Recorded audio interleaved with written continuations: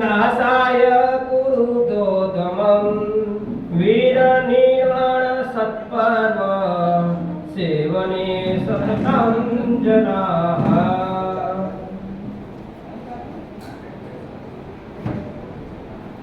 महामंगलकारी प्रभु श्री महावीर देव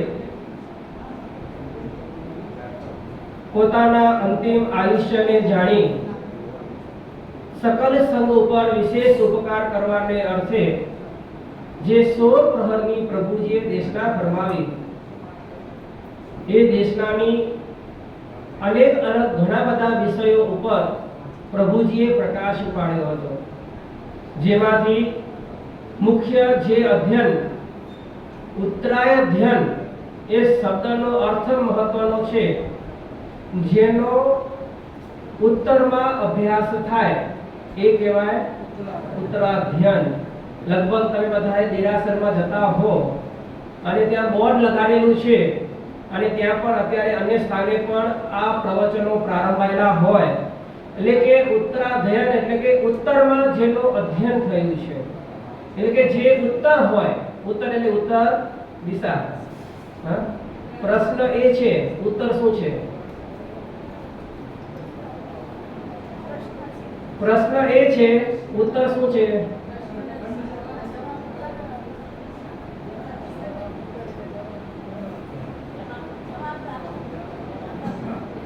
તમે આજે પ્રશ્નને બરાબર સમજો। પ્રશ્ન એ છે ઉત્તર શું છે? દિશા। એટલે કે એમ કહેવામાં આવ્યું કે પ્રશ્નનો પણ ઉત્તર તો દિશા છે, બરાબર છે ને? પહેલા બાળપણમાં આપણે બધા હતા ત્યારે આવતો હતો ઘટના, સીતારામ સીવે છે,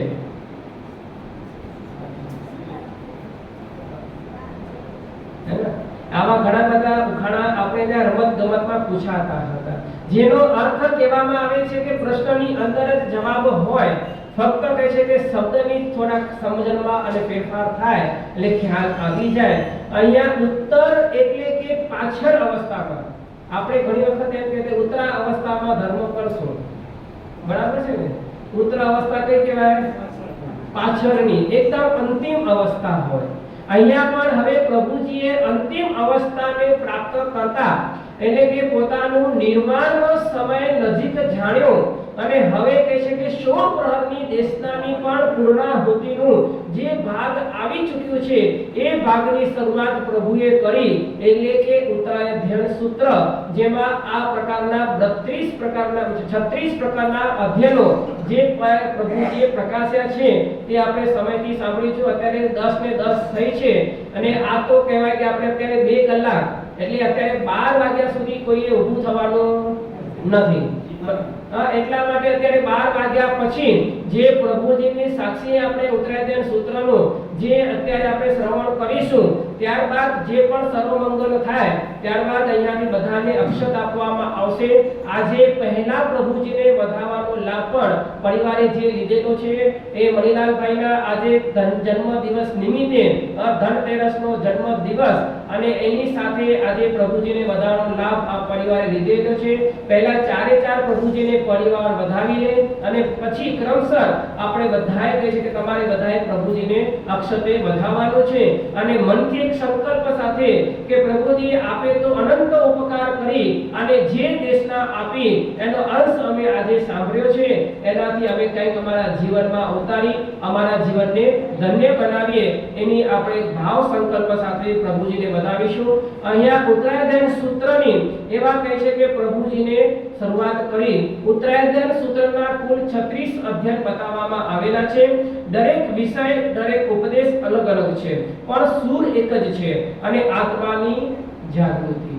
પ્રભુજીના કહે છે કે 36 અધ્યયન બતાવ્યા, 36 એ 36 અધ્યયન અલગ છે, એટલે કે વિષય અલગ છે, પરંતુ એમાં એક જ મુખ્યતા છે દરેકની અંદર કે જેમાં આત્મા જાગૃતિનો સબ્જેક્ટ છે। એક અધ્યયનની દેશનાનો અહીંયા પ્રારંભ કરે છે।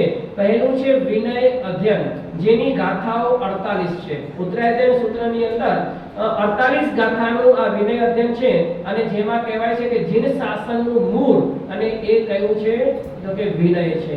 અને આપણે વિનય માટે તો લગભગ બધા જાણકાર છીએ અને એનાથી પહેલા પણ આની ચર્ચા પહેલા આપણે ઘણીવાર કરી ગયા છીએ. બધાને યાદ છે ને વિદ્યા વિનયથી બહુ બધા હોશિયાર છો, ધન્યવાદ છે. બસ એ જ રીતે આવા વચનોને યાદ રાખતા રહેજો. ચાતુર્માસ તો એમને પૂર્ણ થઈ જાય, પરંતુ કહે છે કે આખા ચાતુર્માસ દરમિયાનની એક પણ લાઈન આપણા માટે જો કંઠસ્થ થઈ જાય તો પણ આપણા માટે ઘણું બધું એ કહે છે કે પરિવર્તનકારક બને છે. એટલા માટે પ્રભુએ પણ પહેલું જ કહે છે કે અધ્યયન વિનય અધ્યયનને પ્રકાશ પાડ્યો. બીજું અધ્યયન છે પરિસહ અધ્યયન, જેમાં કહે છે કે પરિસહ સામાન્યથી 22 પ્રકારના પરિસહ બતાવવામાં આવેલા છે. એ 22 પરિસહ સાધુ ભગવંતને એને અનુકૂળ જે કહે છે કે અને પ્રતિકૂળ બંને પ્રકારના આપવામાં આવેલા છે. જ્યારે કહે છે કે ભૂખ લાગે, તરસ લાગે, ટાઢ લાગે, ગરમી લાગે, અનેક પ્રકારના જે પરિસહો બતાવ્યા છે એ બધા પ્રતિકૂળ છે. હવે અનુકૂળ પરિસહ પણ બતાવ્યા છે કે જે સન્માન છે, કે તમે બધા સાધુ ભગવંતોનું યોગ્ય સન્માન કરો, બહુમાન કરો, સામયું કરો, ગુરુ પૂજન કરી અને યોગ્ય એને સ્થાન આદર સત્કાર કરીને જે કરો અને એમાં પણ જો એ ફૂલાઈને ફાકડા થઈ જાય તો કહે છે કે પરિસહ સહન કરી શક્યા નથી. એટલે અહીંયા 22 પ્રકારના પરિસહની અંદર પણ એ પ્રતિકૂળ અને અનુકૂળ એવા 22 પ્રકારના પરિસહ બતાવ્યા છે. ત્રીજા નંબરનો અધ્યયન છે ચતુરંગીય અધ્યયન. ઉત્તરાયણ સૂત્રનો મુખ્ય છે ચતુર્થ, જે પહેલા પણ આપણે વાત કરી ગયા હતા કે જે માસ્તુસ મુનિ આ અધ્યયનની પહેલી જ ગાથા કરતા કરતા તેઓ અટકાઈ ગયા અને સાડા 12 વર્ષ સુધી એક જ ગાથા કરવામાં એમને સમય નીકળી ગયો અને છતાં પણ ગાથા ન રહી યાદ. એટલે ગુરુ મહારાજે એમને તે સમયે મારુસ અને માતુસ એ બે કહે છે કે લાઈન ગોઠવા માટે આપી, પરંતુ એમાંથી પણ એમને એક અપ્રસ કહી અને માસ્તુસ શબ્દ જ યાદ રહ્યું. અહીંયા પણ એ કહે છે કે એમાં આપણે ત્યાં દીક્ષા સમયે પણ જે શ્લોક બોલાતો હોય, ચતારી પણ મંગાણી ઉલ્લાણીય જંતુણો માણુસ ઉત્તમ સોઈ શ્રદ્ધા સંજમમી અવિરિયમ, આ પ્રકારના 4 પ્રકારના મુખ્ય કહે છે કે ચતુરંગીય બતાવે છે કે બહુ જ દુર્લભ છે. પહેલું બતાવ્યું કે મનુષ્ય જન્મ એ અતિ દુર્લભ હોય. ઘણા કહે છે કે 84 લાખ યોનિમાં ભટકતા કેટલાય સમય બાદ આપણને આ ફરી એક મનુષ્ય જન્મની પ્રાપ્તિ થઈ છે. બીજું છે ધર્મ શ્રવણ. મનુષ્ય જન્મ તો મળી જાય, પરંતુ એમાં જો ધાર્મિક શ્રવણ એટલે કે પ્રવચન દેશના જો આપણે ન સાંભળી શકીએ તો આપણા જેવો કોઈ મૂર્ખ હોઈ શકે નહીં. એટલે કે જે મનુષ્ય જન્મમાં પણ ગમે તેવી પરિસ્થિતિ હોય, પરંતુ જ્યારે શ્રવણનો લાભ મળતો હોય, જે આપણે ગુમાવી દેતા હોઈએ છીએ, તેના કહે છે કે અનેક કહે છે કે સુકૃતો કરતા પણ જો ધર્મ શ્રવણ વિશેષ કરે છે તો એને ઘણો બધો લાભ થાય છે. ત્રીજા નંબરમાં છે ધર્મ ઉપરની શ્રદ્ધા. શ્રદ્ધા એ આપણને અત્યારે જે શ્રદ્ધા છે બાહ્ય છે. બાહ્ય એટલે કે સિંચનાના ફોતરા જેવી કે આપણે ઉચ્ચમ ખલા શ્રદ્ધા કહી શકાય કે ના અત્યારે જે પણ કૃપા છે, જે પણ મને મળ્યું છે પ્રભુની કૃપાથી મળ્યું છે, એ આપણે સાંભળી અને હૃદયસ્થ કર્યું છે, પરંતુ એમાં હૃદય આપણું પોતાનું ભીંજાયું નથી. ક્યારેક એવી પ્રતિજ્ઞાના સમય પર આપણને જ્યારે કષ્ટ આવતા હોય છે ત્યારે આપણને એ શ્રદ્ધા ક્યાંક ડગી જતી હોય છે. મનથી અંદર અલગ કુશંકાઓ પણ ઉત્પન્ન થઈ શકતી હોય છે. એટલા માટે એ અતિ દુર્લભની અંદર આ ધર્મની શ્રદ્ધા મૂકી છે. અને ચોથા નંબરનું મૂક્યું છે ધર્મનું પાલન. જે ધર્મ આપણને મળ્યો હોય, આજે વિચાર કરવા જઈએ કે ભારતની 125 કરોડથી તો આપણી ગણતરી જે અંદર બતાવવામાં આવેલી છે સંખ્યા છે, એનાથી અધિક સંખ્યા છે, પણ એનાથી ઓછી નથી. અને એમાંથી પણ સરકારી આંકડાને જો ગણતરી કરતા હોઈએ તો 40 લાખ જેટલી સંખ્યા આપણી જૈન ધર્મની છે. એટલે કે જૈન શબ્દ એમાં દિગંબર, શ્વેતાંબર, તેરાપંથી, સારનાથવાસી ચારે ચાર કહે છે કોઈ કોમ આવી જાય. અને જો ગણતરીથી બહાર જઈએ છીએ તો હજી એમ વિચાર કરી કે ડબલ કરી લઈએ કે હજી એવા લોકો સુસ્ત હશે કે જેમણે પોતાનું સરકારીમાં કાયદાકીય નોંધણી નહીં કરાવી હોય તો 40 લાખ બીજા પકડો તો પણ આપણી વસ્તી કેટલી થાય? 80 લાખ જેટલી વસ્તી હોવા છતાં પણ અત્યારે ધર્મના શ્રવણની અંદર અને એ ધર્મના પાલનની અંદર કેટલા લોકો હશે? એમાંથી કહે છે કે કઈ રીતે આપણે વિચારી શકીએ કે એવા કોઈક વિરલા અને કોઈક એવા જૂજ વ્યક્તિ હશે કે જો નિત્ય પ્રવચન શ્રવણ કરીને પોતાના આત્મામાં રહેલા જે આત્મ પદાર્થો કુશ સંગથી જોડાયેલા છે અને મિથ્યાત્વ પરિણામથી બંધાયેલા છે એમને તોડવા માટે આ ધર્મ શ્રવણ જ મુખ્ય હેતુ છે અને જે ધર્મ શ્રવણ કરે છે તે જ એ ધર્મનું પાલન કરી શકે છે. એવા કહે છે કે મુખ્ય વિશેષે આ બતાવી અને ત્રીજું અધ્યયન આ ચતુરંગી અધ્યયન બતાવ્યું છે. ચોથું અધ્યયન છે પ્રમાદા પ્રમાદ અધ્યયન.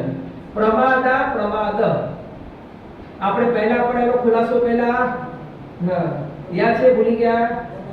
ગરમા ગરમ. ટ્રેનમાં તમે શબ્દ સાંભળતા હો કે ગરમા ગરમ ભજીયા. એમાં કહે છે કે તમે ભજીયા લો અને ત્યારે કહે છે કે કોઈ ઠંડા હોય કોઈ ગરમ હોય અને તમે કહો કે ભાઈ તું બોલે છે ગરમ ભજીયા, તો સ્પષ્ટ કહે કે ભાઈ હું કોઈ ખોટું બોલતો નથી, ગરમ અને અગરમ.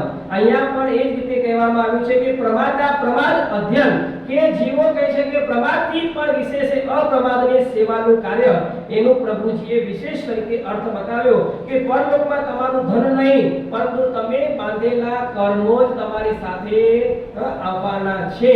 કોઈ કહે છે કે ધર્મના પોટલા બાંધીને લઈ જઈ શકે છે, ધર્મના પોટલા, પરંતુ ધનના પોટલા લઈ જઈ શકતા નથી. એટલા માટે આજે છે ધનતેરસ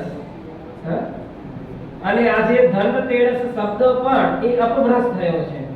આમ તો આખી કથા આવે છે, સમય નથી, પરંતુ એ કથાની એટલું સાર કહીશ કે એમાં કહે છે કે કોઈક રાજાને ત્યાં ગાયોનું ધન કોઈકે શત્રુ રાજાએ લઈ ગયો અને રાજાએ એની પાસેથી યુદ્ધ કરી અને ગાયોનું ધન એ છૂટું કર્યું અને ધન જ્યારે પાછું ફરી પોતાના નગરમાં આવતું હતું અને તે સમયે ધનતેરસ થઈ. શું કહી? ગાયોનો ધન પાછો આવ્યો છે, ગાયોનો સમૂહ એ પાછો ફર્યો અને તેનાથી કહે છે કે આજના દિવસે એ શબ્દના ઉલ્લેખથી એ ધનતેરસ, પરંતુ તમને ગમે છે ધન એટલે તમે બદલાવી નાખ્યો શબ્દ ધનતેરસ. અને આજના દિવસે બધા ચાંદી ખરીદશે, બધું કહે છે કે પોતાના ઘરની અંદર સુકન વસ્તુ, અને આજના દિવસે કહે છે કે વળી પાછા બ્રાહ્મણો એ શુભ મુહૂર્ત તમને પ્રદાન કરશે અને એ શુભ મુહૂર્તની અંદર તમે વળી પૂજા કરો છો. પણ હકીકતની અંદર વિશેષ જે ગોપાલકો હોય છે તે આજના દિવસે ગાયોની પૂજા કરે છે અને ગાયોને શિંગડા ઉપર કલર કરે, પોતાને એને કહે છે કે સજાવટ કરી અને ખૂબ ભાવપૂર્વક એને ખવડાવી અને એની ભક્તિ કરતા હોય છે. એ કહે છે કે આજે એ ધનતેરસ છે. એટલા માટે અહીંયા કહેવામાં આવ્યું કે હંમેશા ધર્મની આરાધના એ પ્રમત બન્યા વિના એટલે કે અપ્રમત પૂર્વક આપણને સૌને કરવાની છે અને અનુકૂળ વિષયોમાં રાગ ન કરવો, પ્રતિકૂળમાં દ્વેષ ન કરવો. એટલે કે અપ્રમાદ એટલે કે અપ્રમત રહીને આરાધના કરવી. અને પ્રમાદ જ્યારે એવી કે પ્રમાદિક વસ્તુઓ જે બતાવી છે કે મિથ્યાત્વના 5 લક્ષણ જ્યારે ઘણી વખત મુનિરાશ્રી મુક્તિરત્ન સાગરજીના પ્રવચનમાં આવી ગયા છે કે 5 મિથ્યાત્વના કારણો એ અપ્રમાદ છે અને એ પ્રમાદ ઉપર વિશેષ દ્વેષ પણ કરવા નહીં અને 4 કસાયોનો ત્યાગ કરવો, પર તીર્થિકો ઉપર પણ પરિચયો ન કરવા. પર તીર્થિકીની વિચારણા આપણે ગઈકાલે કરી જ ગયા છીએ. તો એ રીતે કહે છે કે અંતે જ્ઞાન આદિની શુભ અભિલાષા કરવાની. એ પ્રમાદા અધ્યયનની અંદર પ્રભુજીએ 13 ગાથા દ્વારા સમજાવ્યું છે. પછી આવે છે અકામ મરણીય અધ્યયન. પાંચમું છે અકામ મરણીય એટલે કે મરણ બે પ્રકારના, અકામ મરણ અને સકામ મરણ. એમ જેમ કર્મ નિર્જરાની અંદર પણ બતાવેલી છે અકામ નિર્જરા અને સકામ નિર્જરા. તો જે સકામ નિર્જરા હોય તે આપણા માટે પુણ્યવર્ધક હોય, વિશેષ લાભકારક હોય, અને અકામ નિર્જરા હોય તે આપણને છુચ્છ એટલે કે સામાન્ય રીતે કોઈ વિશેષ લાભકારક હોતી નથી. એ જ રીતે અકામ મરણ કે જે ક્રોધની અંદર, રાગની અંદર, દ્વેષની અંદર બીજા પ્રત્યેના એક કહે છે કે માયા, લોભ આવા કસાય આદિના વિષયની અંદર અંતે મૃત્યુ પામે છે, જેને કહે છે કે મરણની ઈચ્છા નથી અને મરણ પામે છે, એને કહેવાય અકામ મરણ. પરંતુ સકામ મરણ એટલે કે પંડિત મરણ હોય, કે જેને પોતાને પહેલેથી જ ખ્યાલ આવી જાય કે હવે મારું મરણ યાની કે મૃત્યુ નજીક છે, આયુષ્યની દોરી તૂટવાની છે, હવે મારે કહે છે કે મારા જીવનની અંદર રાગ દ્વેષ ક્રોધ માન માયા લોભના કસાયો અને દરેક સ્વજન પ્રત્યેનો કહે છે કે મારી મોહ છોડી દેવો છે, એ કહે છે કે એને પંડિત મરણ કહેવાય, સકામ મરણ કહેવાય. એની વિચારણા અહીંયા બતાવેલી છે. છઠ્ઠા અધ્યયન છે શુલ્લક નિર્ગ્રંથ અધ્યયન, જેની 19 ગાથા છે, અને એ 19 ગાથાની અંદર શુલ્લક અને નિર્ગ્રંથ, જે આપણે પહેલા પણ કહ્યું કે ભાષ્યની અંદર તે પાસથા કુશલી એ કુશીલ એ રીતે કહે છે કે નિર્ગ્રંથ પર એક પ્રકાર ચારિત્રનો બતાવ્યો છે. એક શુલ્લક અત્યારે પણ દિગંબર સંપ્રદાયની અંદર આ રીતેની વ્યવસ્થા પણ પ્રવેતેલી છે. પહેલા એ કહે છે કે શુલ્લક બનાવે પછી નિર્ગ્રંથ બનાવતા હોય છે. એનું કહે છે કે દિગંબરની દીક્ષા લેવાની હોય તો 8 વર્ષ એ કહે છે કે બ્રહ્મચારી તરીકે રહેવાનું, ફરજિયાત રૂપે 8 વર્ષ તો બ્રહ્મચારી રૂપે રહે, ત્યારબાદ એક શુલ્લક બને, ત્યારબાદ એ નિર્ગ્રંથ બને અને ત્યારબાદ મુનિ બને છે. આ ક્રમ એનો બતાવવામાં આવેલો છે. અને જો 8 વર્ષ બ્રહ્મચારી તરીકે બરાબર રહે તો એને આગળ વધારવાનો. જો 8 વર્ષમાં કંઈ પણ એના બ્રહ્મચાર્યમાં ગડબડ થાય તો બીજા 8 વર્ષ એને ત્યાં બ્રહ્મચારી તરીકે રહેવાનું. તો એ કહે છે કે ક્રમ આગળ ચાલતું હોય છે. અહીંયા પણ એ જ રીતે બતાવે છે કે સંસારની અંદર અજ્ઞાનતા, નિર્ગ્રંથ એનો અર્થ સામાન્ય બતાવે છે કે ગાંઠ વગરનું. નિર્ગ્રંથ એટલે ગાંઠ વગરનું. આમાં કે કોઈ પણ સાધુને નિર્ગ્રંથ એટલા માટે કહે છે કે એમને ત્યાં રાગ દ્વેષની ગાંઠ હોય નહીં. એટલે અમારે કોઈ પણ વસ્તુની હોય તો ગાંઠ લગાવવાની ન હોય.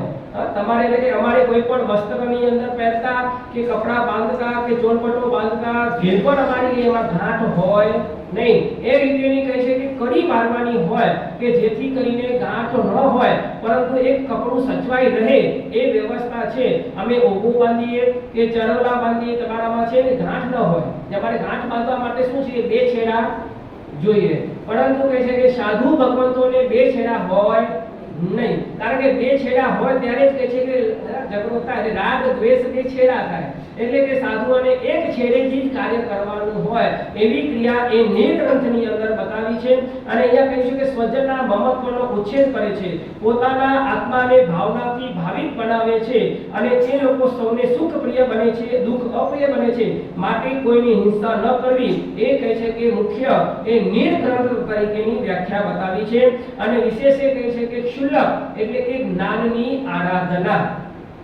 જે પ્રમાણે પ્રભુની આજ્ઞા છે તે પ્રમાણે જ્ઞાન કરવાનું, પરંતુ ફક્ત જ્ઞાન પણ કામ આવે તેમ નથી, ક્રિયા પણ સાથે જરૂરી છે. એટલા માટે ઉમા સ્વામીજી મહારાજાએ પણ જ્ઞાન ક્રિયાભ્યામ મોક્ષ એ શબ્દનો ઉલ્લેખ કર્યો છે.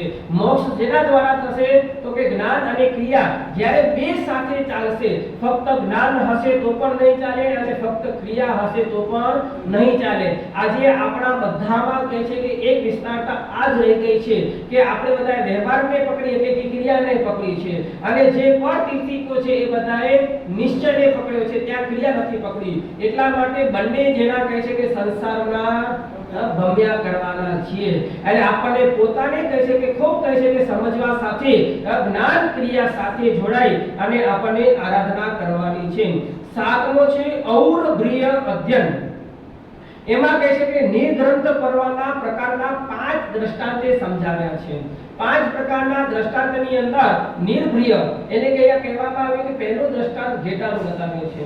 હવે ઘેટો છે અને એની માતા છે, આ બાજુ વાછરડું છે, એની માતા ગાય છે. બંને જેના સાથે રહેલા છે, એક જ વાડામાં પુરાયેલા છે. હવે ઘેટાને એ કહે છે કે રોજ સરસ મજાનું લીલું ઘાસ આપવામાં આવે છે. ઘેટાના બચ્ચાને પણ લીલું ઘાસ મળે છે, અને આ બાજુ ગાય અને ગાયના વાછરડાને એટલું લીલું ઘાસ મળતું નથી, સૂકું ઘાસ મળે છે. ત્યારે ઘેટાનો બચ્ચો આનંદ પામે છે, ખુશી વ્યક્ત કરે છે, ઓહો જો મને લીલું ઘાસ મળે છે. અને ત્યાં ગાયનું વાછરડું છે કે જો મને સૂકું ઘાસ મળે છે અને એટલાથી મારો સંતોષ થતો નથી, ત્યારે એ ઘેટાની માં એટલે કે ઘેટાના બચ્ચાને કહે છે કે બેટા આ કોનું ઘર છે? તો કે આ કસાઈનું ઘર છે. સમજાય ગયા કે આ કસાઈનું ઘર છે અને કસાઈના ઘરમાં લીલું ઘાસ ખાવું એટલે કે શું બનવું? હષ્ટપુષ્ટ બનવું. અને જેટલો કે છે કે જેટલો હષ્ટપુષ્ટ બનશે એનું વેચાણ એની કિંમત સારી બનશે. એટલા માટે આ બાજુ જ્યારે ગાયની માતા એટલે કે ગાયનું વાછરડું એટલે માતાને કહે છે કે મને સૂકું ઘાસ મળે છે, ત્યારે એની માં કહે છે કે બેટા સૂકું ઘાસ ખાઈને પણ સારું છે. સૂકું ઘાસ ખાઈને પણ સારું છે, કારણ કે તું જેટલો હૃષ્ટપુષ્ટ નહીં થાય એટલું તને કહે છે કે વાંધો આવશે નહીં, કારણ કે હજી તને મારશે નહીં, આપણું જીવંત દાન એનાથી મળશે. એવા પ્રકારના દ્રષ્ટાંતથી એમ કહેવાય છે કે રસ ગાળવ રુધિ ગાળવ રસ ગાળવ ને સાતા ગાળવ. જે મુખ્ય છે આ ગાળવ એટલે કોણ? ગાળવ એટલે શું થાય? આસક્તિ. આપણને જે રસ રુધિ રસમાં આસક્તિ થાય છે એને આસક્તિ કહેવાની નથી. એવા દ્રષ્ટાંતો કહે છે કે બતાવ્યા છે. એમાં પ્રભુજીએ પહેલા ઘેટાનું દ્રષ્ટાંત બતાવ્યું, બીજું કાકીણીનું છે, ત્રીજું આમ્રફળનું છે, ચોથું વેપારનું છે અને પાંચમું સમુદ્રનું છે. આ પ્રકારે 5 દ્રષ્ટાંતો આપ્યા છે અને એ 5 દ્રષ્ટાંતો બહુ વિશાળ છે. આ તો આપણે શોર્ટકટની અંદર ઘેટાનું વાત કરી, પણ આ ઘેટા અને એનો માતાનો જે વાર્તાલાપ થાય છે, આ બાજુ ગાય અને એની વાછરડાની જે વાર્તાલાપ થાય છે, બહુ વિસ્તાર અને રસપ્રદ અહીંયા બતાવવામાં આવેલી છે. એક ખૂબ સાંભળવા જેવું અધ્યયન એ બતાવવામાં આવેલું છે. 8મું અધ્યયન છે કાપિલીય અધ્યયન. કાપિલીય અધ્યયન એટલે કે કપિલ કેવલીનું દ્રષ્ટાંત બતાવ્યું છે. કપિલ કેવલીનું નામ તો લગભગ બધાને ખ્યાલ જ હોય. કોણ હતા? એ તો બરાબર છે, કેવલી તો હું બોલી જ ગયો છું. કપિલ કેવલી ક્યાંક યાદ આવતું હોય? હા, ભદ્રેશ્વર મહાતીર્થના જે આપણા પાર્શ્વનાથ ભગવાન એમની પ્રતિષ્ઠા કરનાર એ કપિલ કેવલી છે. અહીંયા કપિલ કેવલીનો અધ્યયન રૂપે બતાવે છે કે કપિલ કેવલીએ પણ ચોરોને પ્રતિબોધ કરીને ઉપદેશ આપી અને એમને પણ સ્થિર કર્યા હતા. સંસાર કહે છે કે દુઃખથી ભરપૂર છે અને સંસાર છોડી સાધુ બને છે અને તે દુઃખથી મુક્ત થાય છે. સંસારના વિષયો છોડવા અતિ મુશ્કેલ છે. એવા પ્રકારના કહે છે કે કપિલ કેવલીએ એવો ઉપદેશ જે આપેલો હતો એ ઉપદેશ અહીંયા બતાવવામાં આવેલું છે. અને ટૂંકમાં એમ કહ્યું છે કે જે સાધુઓ નિર્દોષ ભિક્ષા, નિરઅતિચાર ચારિત્રનું પાલન અને સ્ત્રી અને પરિગ્રહથી લાખો યોજન દૂર રહે છે, એવા જ કહે છે કે ધર્મ મનુષ્ય પારસે તે સમુદ્ર સંસારથી તરી જશે. એવા પ્રકારનું આ કપિલ કેવલીનું અધ્યયન બતાવ્યું છે. 20 ગાથા છે એની અંદર. 9મું અધ્યયન છે નમી પ્રવર્જ્યા. નમી રાજર્ષિની આખી કથા લગભગ તો બધાને ખ્યાલ જ છે અને જેમાં એકત્વ ભાવના પણ ખૂબ વિસ્તારથી દ્રષ્ટાંતમાં બતાવવામાં આવેલી છે. એ નમી પ્રવર્જ્યા 62 ગાથા દ્વારા અને એમાં કહે છે કે નમી રાજર્ષિ અને ઇન્દ્રનું જે સંવાદ થાય છે. મહત્વની વાત અહીંયા એ છે કે એકત્વ ભાવનામાં તો પોતે નીકળી ગયા, પરંતુ એટલી વાત આપણને યાદ આવતી હોય કે જે બળે છે તે મારું નથી ને મારું છે તે ક્યારેય બળતું નથી. એના દ્વારા જે શરૂઆત થયેલી છે અને એના દ્વારા આખું કહે છે કે દ્રષ્ટાંત એની અંદર મૂકવામાં આવેલી છે અને એની અંદર એક જ મુખ્ય વાત મૂકી છે કે ઈચ્છા અનંત આકાશ સમાન છે અને ક્યારેક પણ પૂર્ણ થતી નથી. અને એના સામે નમી રાજર્ષિએ એનો ઈચ્છાનો નિરોધ કેવી રીતે કરવો એ વિશેષ અહીંયા બતાવવામાં આવેલું છે. 10મું છે ધૂમ પ્રત્રક અધ્યયન ગાથા 37. એ 37 ગાથાની અંદર એ વૃક્ષ ઉપર પાણી પડ્યું હોય, આપણે લગભગ કોઈને ખ્યાલ હોય, જે આપણે કહીએ છીએ કે ઝાકળ પડ્યું હોય, અને ઝાકળ બિંદુ એને સામાન્યથી કહેવામાં આવે. વૃક્ષ ઉપર પાણી પડે, રાત્રિના સમય ઝાકળ થઈ હોય અને બીજા દિવસે સવારના જોઈએ તો એ બૂંદ આખા પાણીથી ભરાયેલું હોય, પરંતુ કેટલી વાર ટકે? થોડી વાર. ક્યાં સુધી? કે જ્યાં સુધી સૂર્યપ્રકાશ નથી થયો. અને જેવો સૂર્યપ્રકાશ થાય અને બધો જ પાણી કહે છે કે વિસરાઈ જતું હોય છે, તેમ કહે છે કે આ મનુષ્ય ભવ પર આર્ય દેશ, આર્ય કુલ આ બધું કેવું છે? ઝાકળ બિંદુ જેવું છે. જ્યાં સુધી કહે છે કે એવી આ બધા ઝાકળ બિંદુના કારણે આ અલ્પ સમય પૂરતું જ આપણને આ સુખ મળતું હોય છે, બાકી આ કોઈ કાયમી સુખ નથી.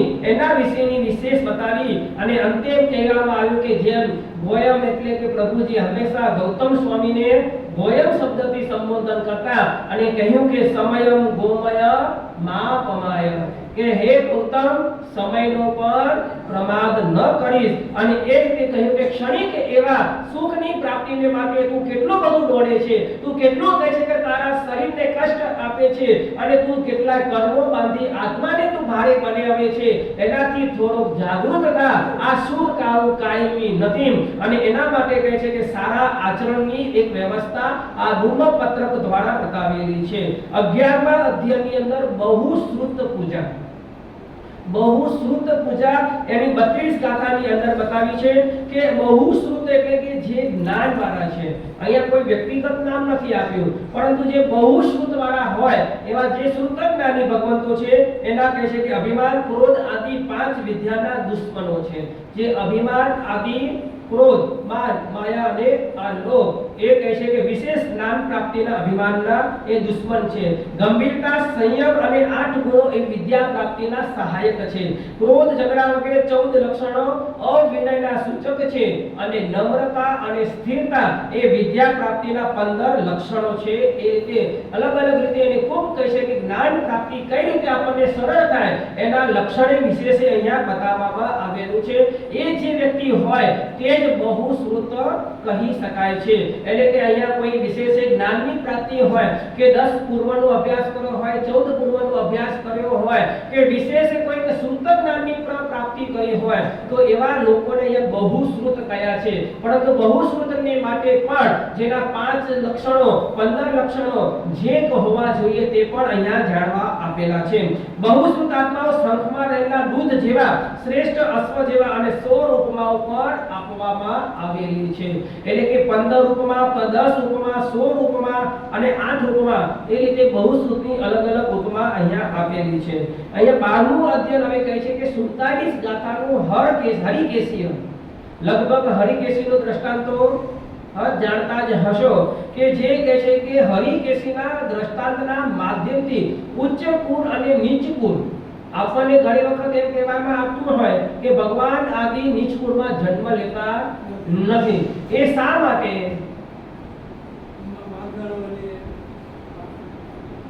ભિક્ષુક વૃત્તિ હોય એ સહજ બરાબર છે, પરંતુ અહીંયા નીચ કુળ એટલા માટે કહ્યું છે કે એમના પાસે સહન શક્તિ ન હોય.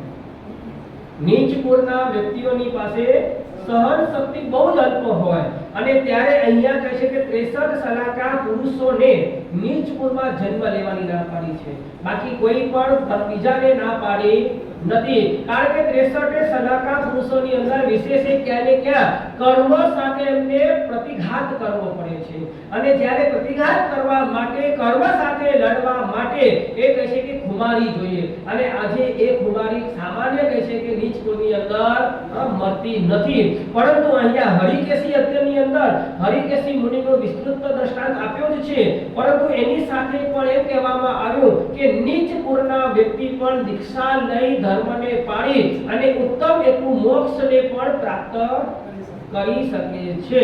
આમ તો સામાન્યથી કેવા હતા? કયા મુનિ હતા? મેતારજ મુનિ, બીજા અરણિક મુનિ. આ બધા કેવા હતા?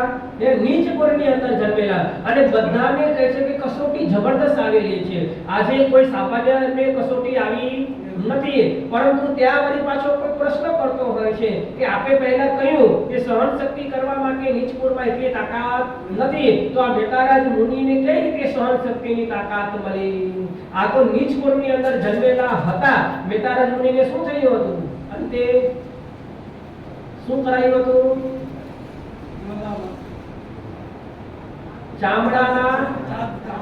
ચામડાના પાટા બાંધી ટાઈટ બંધન કરેલો હતો અને જે કહે છે કે આખા શરીરના સાંધા દુખવામાં આવતા અને એવી સ્થિતિમાં પણ પોતે કોઈ પણ સોનીને એમ ન કીધું કે આટલી પીડા થાય છે, હવે મને છો તને સાચું કહી દઉં કે મોતીના દાણા એટલે કે સુવર્ણના દાણા કોણે લીધા છે, છતાં પણ સહન કર્યું છે. ત્યારે અહીંયા શાસ્ત્રકાર ભગવંતે કહ્યું છે કે હરિકેશી મુનિ હોય કે મેતારજ મુનિ હોય એવા બધા પણ જ્યારે પોતાના આત્માની શક્તિની જાગૃતતાની ખ્યાલ આવી શકતી હોય ત્યારે એમની પાસે અન્ય કોઈ શક્તિની પણ જરૂરિયાત પડતી નથી, કારણ કે આત્મા પોતે અનંત શક્તિમાન છે. કેવો છે? અનંત શક્તિમાન છે કે જ્યાં સુધી પોતાની આત્માની જાગૃતિ અવસર નથી મળતો ત્યાં સુધી અશક્તિમાન છે, પરંતુ જ્યારે આત્મા જાગૃત થઈ જાય છે, સત્ય સમજાઈ જાય છે, ત્યારે સહજ કહે છે કે પોતાની શક્તિને પ્રાપ્ત કરી લે છે. અહીંયા કહે છે કે તપ એ અગ્નિ છે અને અગ્નિકુંડની અંદર મન વચન કાયાથી શરીર એ છાડા છે, કર્મો સમાધિના કાષ્ઠ છે, સંયમના વેપારો શાંતિ રૂપ છે. આમ સમ્યક ચારિત્ર રૂપી હોમ વડે મુનિ યજ્ઞ કરે છે અને ત્યારબાદ તે મુનિઓ ઋષિઓને પણ માન્ય એવું ભાવ સ્નાનનું વર્ણન આ અધ્યયનની અંદર બતાવવામાં આવેલું છે. 13મું અધ્યયન છે ચિત્ર સંભૂતિય મુનિનું અધ્યયન. ચિત્ર અને સંભૂતિ મુનિની કથા છે, લગભગ બધાને ખ્યાલ જ હશે. કોણ હતા ચિત્ર અને સંભૂતિ મુનિ? ઉચ્ચ કુળની અંદર જન્મ થયા, પછી વિચાર કરી ત્યાં ચાંડાલ યોગની કુળની અંદર જન્મ લીધો, પછી ચાંડાલ કુળની અંદર ખૂબ જ વેદના સહન કરવા છતાં એમની કહે છે કે સુખ પ્રાપ્તિ ન થઈ. ત્યારે તેમણે સાંભળ્યું કે કોઈક કહે છે કે વિશિષ્ટ તપ આરાધના કરીએ તો આપણને પુણ્ય બંધાય અને એ પુણ્યના કારણે આપણને સુખ મળે, અને એટલા માટે આ બંને મુનિઓ વિશિષ્ટ તપ માટે લાગી ગયા છે. અને ત્યારે કહે છે કે એમને ચક્રી વંદન કરવા આવે છે અને ચક્રીને વંદન કરતા વખતે ચક્રીના સ્ત્રી રત્ન જ્યારે માથું ઝુકાવ્યું અને ત્યારે માથું ઝુકાવતાની સાથે સંભૂતિ મુનિને એ સ્ત્રીના રત્નના વારનો સ્પર્શ થયો. બરાબર છે? ઘટના ખ્યાલ આવી ગઈ આખી. અને એ ઘટનાની અંદર એટલો જ કહે છે કે ફક્ત વારનો સ્પર્શ થયો છે. આનાથી સંભૂતિ મુનિ હલી ગયા અને એમણે નક્કી કર્યું કે જો એનો વારનો સ્પર્શ આટલો અનુકૂળ હોય, આટલો કહે છે કે આનંદદાયક હોય, તો એની સ્ત્રીનો સ્પર્શ કેટલો સુખકારક બની શકે. અને એટલામાં કહે છે કે હલવાઈ ગયા, ફસાઈ ગયા અને અંતે પોતે જેટલી પણ તપ સાધના કરી છે એમણે તરત જ નિયાણું કરી બેઠા કે મારાની જેટલી પણ સાધના થઈ છે એના ફળ સ્વરૂપે મને ચક્રવર્તીનું પદવી પ્રાપ્ત થાય. અને કયા ચક્રવર્તી બન્યા?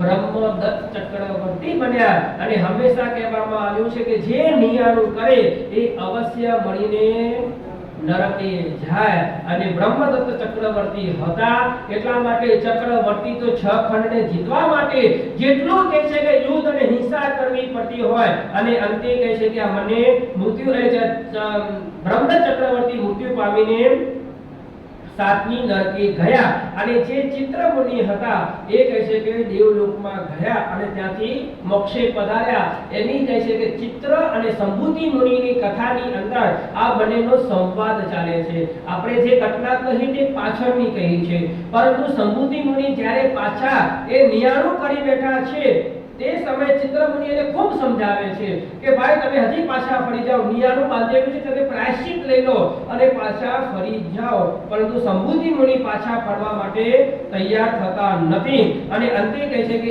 આ ઘટના આખી બતાવવામાં આવી છે. 14મું અધ્યયન છે ઈસુ કાર્ય અધ્યયન, અને 53 ગાથાથી આખી બતાવી છે. ઈસુ કાર્ય અધ્યયનની અંદર ઈચ્છુક એટલે કે નલિની ગુલ્મ વિમાનના 6 મિત્ર દેવો. લગભગ નલિની ગુલ્મ વિમાન નામ આવે એટલે આપણે કોણ યાદ આવે? કોણ હતા? અવંતી સુકુમાલ મુનિ. એની કહે છે કે આખી ઘટના એ બતાવવામાં આવેલી છે. અને એ ઘટનાની અંદર પણ જેને કહે છે કે અવંતી સુકુમાલ મુનિએ પણ પોતે ક્યાંથી આવ્યા છે એની ઘટના માતા પિતા સાથે દીક્ષા લેવા તૈયાર થયા. અને એનું કહે છે કે રાજા ઈશુકાર તેમનું ધન લેવા તૈયાર થયો ત્યારે પત્ની કલાવતીએ સંસારની માયા છોડાવી, ચારિત્રની પ્રેરણા કરી. આમ 6 જેના જે દીક્ષા લીધી એનું આખું અધ્યયન આ કહે છે કે 53 ગાથામાં વર્ણવ્યું છે. 15મા અધ્યયનની અંદર સભિક્ષુ અધ્યયન છે. સભિક્ષુ અધ્યયનની અંદર 16 ગાથા છે અને એમાં સાચા સાધુ કેવી રીતે રહે એનું વિચરણ કેવું હોય, એનો આચાર કેવો હોય, એના વિચાર કેવા હોય, એની ક્રિયા કેવી હોય, તે અહીંયા બતાવે છે. પહેલું બતાવ્યું કે સરળ હોય, નિયારું ન કરે. કોઈ પણ સારા તપ જપ આરાધના કરે પણ એના મનમાં ક્યારે પણ નિયારું ન હોય. પરિવારનો પરિચય ન કરે. કોઈ પણ પોતાના પરિવારના રીતે કે આ મારો પરિવાર, આ મારો ભક્ત વર્ગ, આ મારો સંગ, એવું ક્યારે પણ એનામાં ન હોય. કામ ભોગની કામના ન કરે, રાગ ન કરે, અસંયમનું સેવન ન કરે. આગમનો જ્ઞાતા બને, આત્માને દુર્ગતિથી બચાવે, સહનશીલ બને, સૌને પોતાના જેવા ગણે, ક્યારે પણ આસક્ત ન થાય અને અસંયમના શાંતિ બચે, મનને વ્યાઘ્ર ન બનાવે. આજે જ્યાં સુધી કોઈ ઈચ્છા પૂર્ણ ન થાય તો આપણું મન વ્યાઘ્ર થઈ જાય, ચિંતિત થઈ જાય અને ઈચ્છા પૂર્તિ માટે સતત આપણું મન લાલાયિત થઈ જતું હોય, એનાથી બચાવવાનું કાર્ય.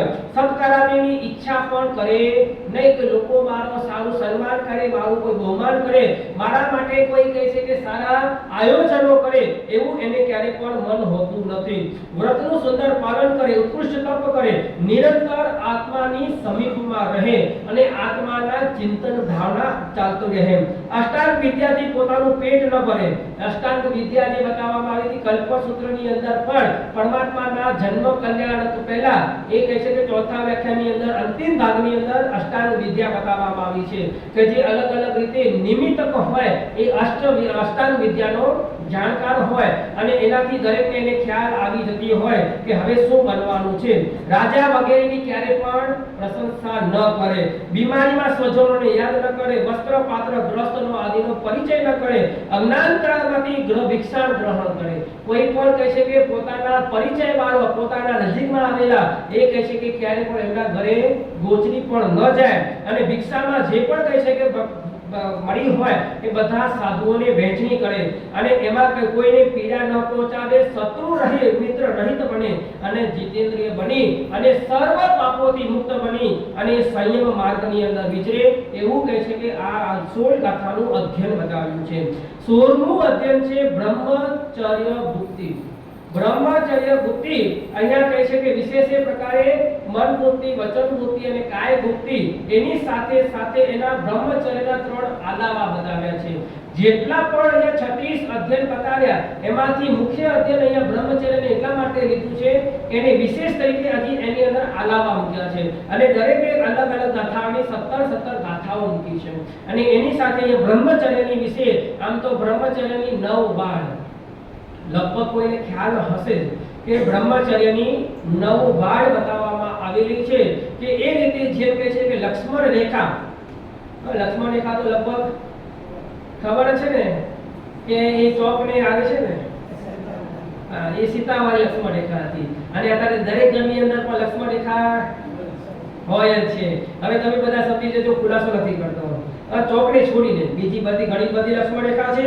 અહીંયા પણ કહે છે કે સાધુઓને અને બ્રહ્મચારી માટે 9 વાળની બ્રહ્મની એટલે કે એની લક્ષ્મણ રેખા મૂકેલી છે અને એની વિશેષતા સમજણ બતાવી અને એમાં કહે છે કે બ્રહ્મચારી તરીકે સુલીભદ્ર મહારાજાનો દ્રષ્ટાંત આપ્યો છે કે જેમ કે દુષ્કર કહી અને એમના ગુરુએ જે વધાવ્યો એની વિશેષતા કહે છે કે સમજાવવામાં આવી કે એ બ્રહ્મચારી કઈ રીતે બની શક્યા છે. બ્રહ્મચર્યને મનથી અહીંયા કહે છે કે જ્યારે પણ આપણે વ્રત લેતા હોઈએ, કારણ કે તમે હજી ગ્રસ્ત છો અને ગ્રસ્તની અંદર તમારા સાથે રહેવાના, સાથે સંબંધ હોય, આગળ પાછળ એકબીજાની ક્યારેક સપોર્ટતા વ્યવસ્થાની જરૂરિયાત પડતી હોય, સાથે જવાનું હોય, ત્યારે કહે છે કે ગાડીમાં સાથે બેસવાનું પણ બની જાય, ત્યારે ઘણા લોકો એમ સંકોચ કરતા હોય કે આ રીતે બ્રહ્મચર્યનું પચકાળ લેવાય કે ન લેવાય. પહેલાના સમય એક હતો કે જે પણ વ્યક્તિ બ્રહ્મચર્ય પચકાળ લે પછી ક્યારે પણ બંને સાથે વિચરણ ન કરે, સાથે બેસે નહીં, સાથે સુવે નહીં, બધા ઘણા બધા એ સમયના પચકાળોમાં આવતા. પરંતુ વર્તમાન કાળની અંદર તમારી પરિસ્થિતિ અને આજના કહે છે કે યુગની અંદર તમે બધા એવા ગોઠવાઈ ગયા છો કે તમારા બેડ એ કહે છે કે જોઈન્ટ હોય અને સાથે સુવાનું બનતું હોય તો બ્રહ્મચર્ય પચકાળ કઈ રીતે રહેવાનું હોય, સાથે કહે છે કે ટ્રાવેલિંગ કરવાનું હોય ત્યારે કઈ રીતે બની શકતું હોય, ત્યારે અહીંયા શાસ્ત્રકાર ભગવંતે કહ્યું છે કે મન ગુપ્તીને તમે સાધી લ્યો તો તમારું કહે છે કે એ પણ બ્રહ્મચર્યનું પછખાણમાં તમે જોડાઈ શકો છો. મનથી નિશ્ચિત બની જવાનું છે કે હવે મારે કોઈ પણ એ રીતે પણ અબ્રહ્મનું સેવન કરવાનું નથી. એ રીતે કહે છે કે અહીંયા ગુપ્તિના પાલન સ્વરૂપે બતાવવામાં આવેલું છે. એ રીતે કહે છે કે આખું સ્થૂલીપત્ર મહારાજાનું પણ એ કોષા વેશ્યા કે કયા સ્થાનમાં કઈ રીતે એમણે 4 માસ કાઢ્યા છે. સંક્ષિપ્તમાં થોડુંક એટલું જ કહેવા માંગુ છું કે જે સમયે કોસ્યા વેશ્યાને ત્યાં રહેલા સ્થૂલીપત્ર મહારાજ એમનું કહે છે કે રોજ એકાશનું પચખાણ, કોઈ કહે છે કે તપ ન હતો, એકાશનું પચખાણ એકમ જ ભોયણમ, અને એમાં પણ કોસ્યા વેશ્યાના જ ઘરનો જ આહાર લેવાનો, બહાર જવાનું નહીં. એને કોસ્યા વેશ્યા જે પણ આહાર બનાવતી એ આહારની અંદર કામત્વ ઉત્પન્ન થાય એવા દ્રવ્યો મિલાવતી. કોસ્યા વેશ્યા પર એ ઓછી ન હતી, પોતે પોતાના સુખની પ્રાપ્તિને માટે એના આહારની અંદર એવી ઔષધિ એવી દ્રવ્યો એ અંદર ઉમેરવામાં આવતી હતી. પછી જે સ્થાનની અંદર કોસ્યા વેશ્યા રહ્યા સ્થૂલીપત્ર મહારાજ રહ્યા હતા એની ચારે દિવાલો એ કહે છે કે કાળ ઉત્પન્ન થાય એવા ચિત્રોથી રંગાયેલી હતી. અને એની સાથે પણ એ કોસ્યા વેશ્યા જે વસ્ત્રો પરિધાન કરતી એ વસ્ત્ર બધા કેવા હતા તો એકદમ કહે છે કે પારદર્શક હતા. આવા કહે છે કે અનુકૂળ બધું હોવા છતાં પણ 3.5 કરોડ રૂવાડામાં એક પણ રૂવાડામાં બ્રહ્મચર્ય તરીકેના એટલે કે અપરબ્રહ્મનો એમને વિચાર સુધા આવ્યો નહીં. એટલા માટે આની વિશેષતા એની હજી પણ કોસ્યા વેશ્યાના કેવા કેવા નાટક ચેડા હતા એ બધા આ અધ્યયનની અંદર વિસ્તારથી કહ્યા છે. 17મું અધ્યયન છે પાપ શ્રમણીય અધ્યયન.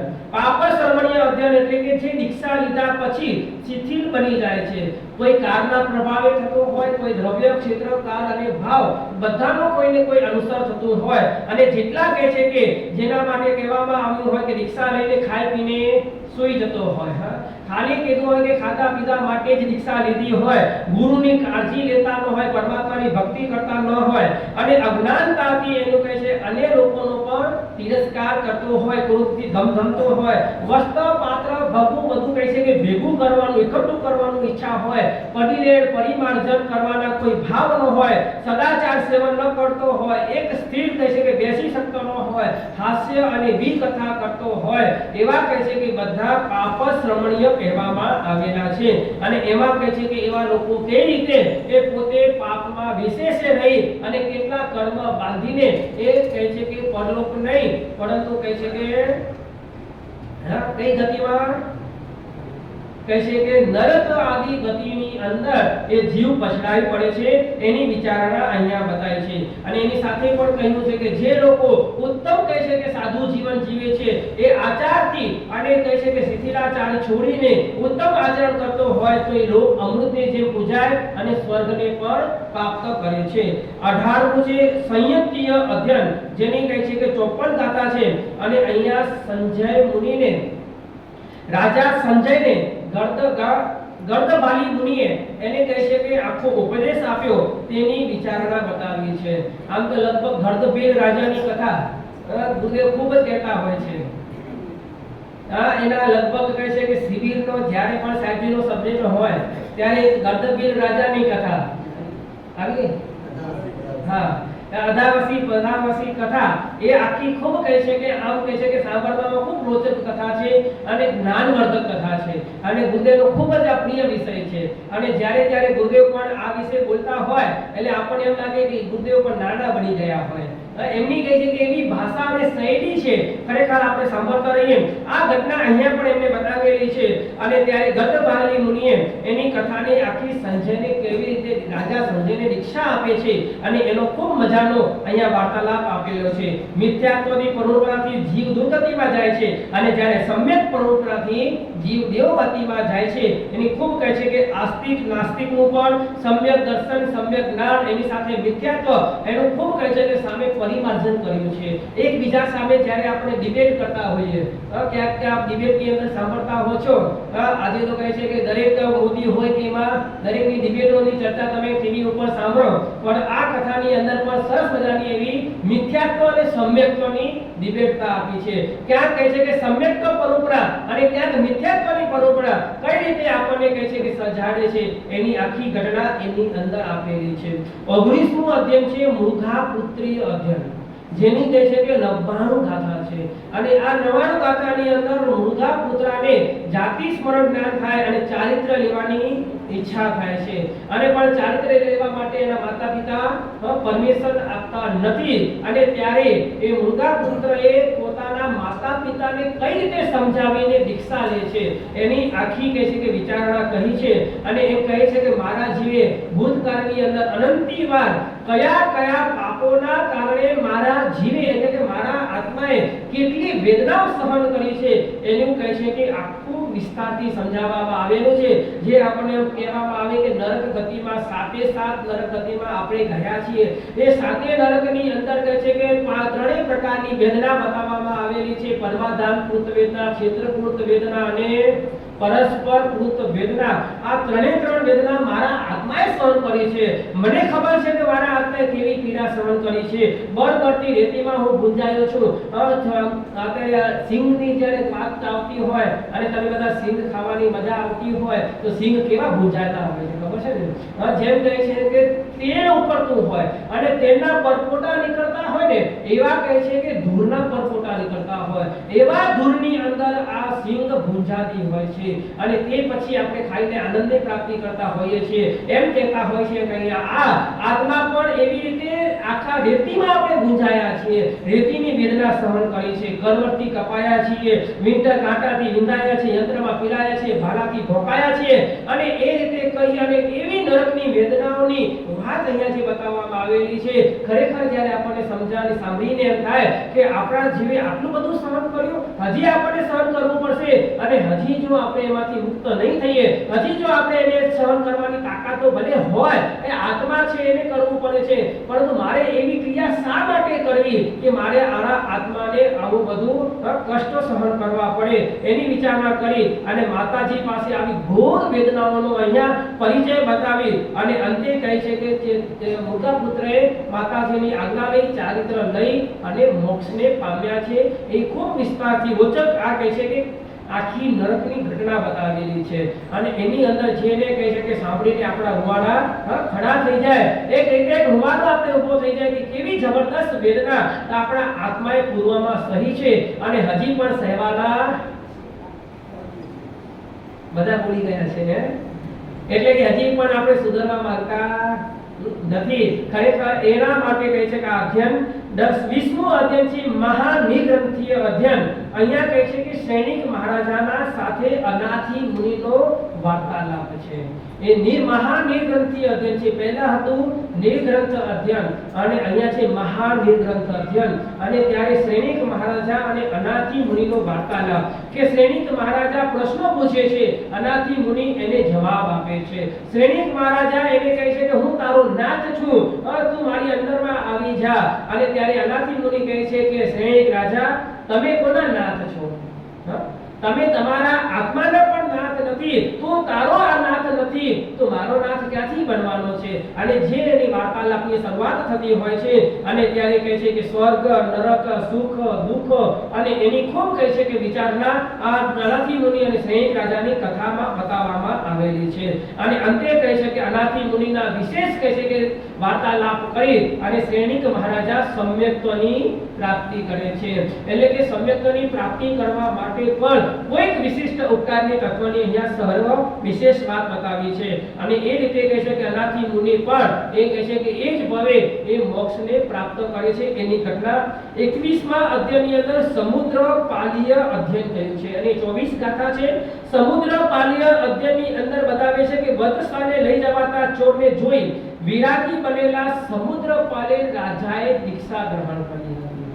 કોઈ ચોરને એમણે વધની એટલે કે એની શિક્ષા આપી દીધી અને જે ચોર એ વધ સ્થાને લઈ જવાતો હતો અને તે સમયે એની સ્થિતિ કેવી હોય, એના આંખમાં આંસુ હોય, મોઢાની પરિસ્થિતિ આપણને કેવી કંગાલ ગરીબ જેવી ગરીબનો માણસ હોય એવો એનો સ્વભાવ માણસનો લાગતો હોય અને શરીર અંદરથી એવો દર્દ પામતો હોય કે હમણાં મારું મૃત્યુ થશે, કારણ કે એને હજી મરણની પીડા એ આપણને બધાને ખબર છે કે જન્મથી 7 ગણી પીડા મરણની હોય છે અને એની પીડાની પણ વ્યાખ્યા એમ કહેવામાં આવે છે કે તમારા શરીર ઉપર 3.5 કરોડ રૂવાટા છે અને 3.5 કરોડ રૂવાટામાં ગરમ સોય ભોગવામાં આવે અને જે પીડા થાય એ પીડા જન્મ વખતની છે.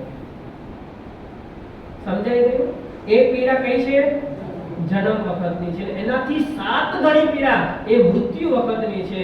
એટલે અહીંયા એ વિચારણા બતાવવામાં આવી કે એટલી જબરદસ્ત એક ક્લેશ અંદર યુક્ત અને એના માટે રહેલો હતો અને ત્યારે સમુદ્રપાલે એ ઘટનાને જોઈ અને એને વૈરાગ્ય ભાવ ઉત્પન્ન થઈ ગયો અને એનાથી કે જે આખી ઘટના આ બતાવવામાં આવેલી છે અને સમુદ્રપાલે મુનિએ એની દીક્ષા ગ્રહણ કરી અને કેવડી બની અને અંતે મોક્ષે ગયા. એટલે કે આ જીવ જે કહે છે કે સંબંધ સંસારના બાંધે છે, દુઃખ જે ભોગવવા પડે છે અને કઈ પરિસ્થિતિમાં એ આત્મા રૂપોથી એ ભોક્ત બની અને કેટલા કહે છે કે રતિ અરતિ એ રીતે વિચારણા અહીંયા આ અધ્યયનની અંદર બતાવી છે. 22મું અધ્યયન છે રથનેમીય અધ્યયન. લગભગ બધાને ખ્યાલ જ હોય નેમી રથ અને રથનેમી રહ નેમી અરિષ્ટ નેમી એના ભાઈ રહ નેમી જે અત્યારે ગિરનારની અંદર આપણે ત્યાં ગુફા છે રથનેમીની ગુફા રાજુલની ગુફા તરીકે ત્યાં વખણાય છે. એનું આખું વર્ણન અહીંયા આપવામાં આવેલું છે અને જે કુમારે કહે છે કે નેમી કુમારે જે રાજુનો ત્યાગ કરી અને દીક્ષા લીધી અને ત્યારબાદ ગિરનાર પર્વત ઉપર આ રથનેમી અને રાજુલે પણ દીક્ષા અંગીકાર કરી છે અને એક વખતના પ્રસંગની અંદર એવું બન્યું છે કે રહનેમી પૂર્વથી એ ગુફાની અંદર સાધનામાં રહ્યા છે અને ત્યાંથી પ્રભુની દેશના સાંભળીને પાછા ફરતા રાજુલ મહાસતી એ સાધ્વીજી ભગવાન પાછા ફરી રહેલા હતા. વરસાદ પડ્યો અને વરસાદ પડવાની સાથે એ ગુફામાં વસ્ત્ર પરિવર્તન માટે ગયા અને ત્યારે નિવસ્ત્ર થઈ અને કપડાને એ સુકાવા રાખેલા હતા અને તે સમયે એ રથનેમીએ એમને જોયા અને પોતાની ભોગ સુખની માંગણી કરે છે અને આ બાજુ રાજુલ મહાસતીએ એને કઈ રીતે સ્થિરતા કર્યા એના જે વાર્તાલાપ થયા છે કે એને કહ્યું છે કે રથનેમીને કે અંગદકુળના સાપ અનંતકુળના સાપ પણ હોય એક વખત જ્યારે ઝેર વમી નાખે છે મરણાંત કષ્ટ આવે છતાં પણ એ ઝેર પાછા લેતા નથી. તો જે કહે છે કે તમારા મોટા ભાઈ એવે નેમી કુમારે મને ત્યાગી દીધી હોય એવું તમે એને ગ્રહણ કરવાના તત્પર થયા છો. એ આખી ઘટના લગભગ આપણને ધમ્મો મંગલ સજાયની અંદર એ ઘટનાની અંદર બીજા અધ્યયનની અંદર એ કહે છે કે આખી ઘટના પણ બતાવવામાં આવેલી છે અને આ બાજુ બંને જણા એ વાર્તાલાપની અંતે બંને જણા પોતાના મિચ્છામી નુગ્રહ પ્રભુ પાસે જઈ પ્રાયશ્ચિત લઈ અને બંને મોક્ષે પધાર્યા. એ ઘટના આ વ્રતની અંદર અધ્યયનની અંદર આવે છે. 23મું અધ્યયન છે કેસી ગૌતમીય અધ્યયન કે જે સમયમાં ગૌતમ સ્વામી અને કેસી ગણધર બંને સાથે થયા હતા. એટલે કે પાર્શ્વ પ્રભુની પરંપરાના કેસી ગણધર અને પરમાત્મા મહાવીર સ્વામીને અત્યારે ગૌતમ સ્વામી એ શ્રાવસ્તી નગરીની અંદર બંને સાથે થયા અને બંને જણાએ કહે છે કે બંનેના અત્યારના પરમાત્મા પાર્શ્વનાથ ભગવાન તે સમયમાં 4 વ્રતો હતા અને પરમાત્મા મહાવીર સ્વામીની અંદર 5 મહાવ્રતો થયા. એની વિચારણા પણ ત્યાં કરવામાં આવેલી છે અને તે રીતે કહે છે કે અનેક પ્રકારે ત્યાંના જીતાયેલો 5 શત્રુ જીતવાની 5 ઇન્દ્રિયો પર વિજય અને 10 શત્રુ પર જીતા. એ કહે છે કે તમામ શત્રુઓ જીતાઈ જાય. સંસાર સમુદ્ર છે, જીવ નાવિક છે, શરીર નાવ છે, નાવમાં કાળા છે તે ડૂબી જાય અને અખંડ હોય તે સામે પાર લઈ જાય અને એ રીતે કહે છે કે અનેક કહે છે કે પ્રકૃતિઓ સાથેની ત્યાં વિચારણા એ બતાવવામાં આવેલી છે. 24મું પ્રવચન માતા કહે છે કે આખું અધ્યયન મૂક્યું છે. પ્રવચન માતા કરીને એ 24મું અધ્યયન 20 ગાથાથી બતાવવામાં આવેલું છે. આપણને ત્યાં રોજ સામાયિક લેતા હોઈએ ત્યારે કયું બોલાય? કયું સૂત્ર? અષ્ટપ્રવચન માતાનું કયું સૂત્ર? ભારત में વિશે જાવતા આવતા પૃથ્વીકાય અપકાય એમાં છે આપણે બોલતા હોઈએ છીએ કે એ અષ્ટપ્રવચન માતાએ આ કહે છે કે જેની અંદર મન વૃત્તિ, વચન વૃત્તિ અને કાય વૃત્તિ પછી અષ્ટપ્રવચન માતામાં કોણ? 8 પ્રવચન માતામાં કોણ? 5 સમિતિ અને 3 વૃત્તિ.